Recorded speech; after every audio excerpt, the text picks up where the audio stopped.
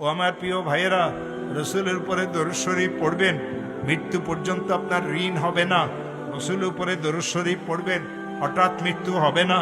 রসুলের উপরে দরুদ শরীফ পড়বেন, অপমৃত্যু হবে না। রসুলের উপরে দরুদ শরীফ পড়বেন, গাড়ির নিচে চাপাই মরবেন না। রসুলের উপরে দরুদ শরীফ পড়বেন, পানিতে ডুবিয়ে মরবেন না। রসুল উপরে দরুদ শরীফ পড়বেন, আগুনে জ্বলিয়ে মরবেন না।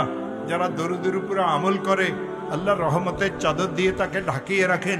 কেউ যদি একবার দরুদ শরীফ পড়েন, আল্লাহ রসুল ইরশাদ করেছেন সাল্লাল্লাহু আলাইহি আশারা, আল্লাহ তার উপরে 10 বার রহমত নাজিল করেন। আল্লাহ যাকে রহমতের চাদর দিয়ে ঢাকিয়ে রাখেন, সে কোনোদিন অপমৃত্যু মরতে পারে না। দুরারোগ্য ব্যাধিতে সে পড়বে না, বিপদগ্রস্ত সে হবে না, দুশ্মন তার কোনো ক্ষতি করতে পারবে না, মিথ্যা মামলা মকদ্দমাতে সে পড়বে না। আজকের থেকে সকাল বিকাল সন্ধ্যা আল্লাহ রসুল উপরে দরুদ শরীফ পড়া শুরু করেন।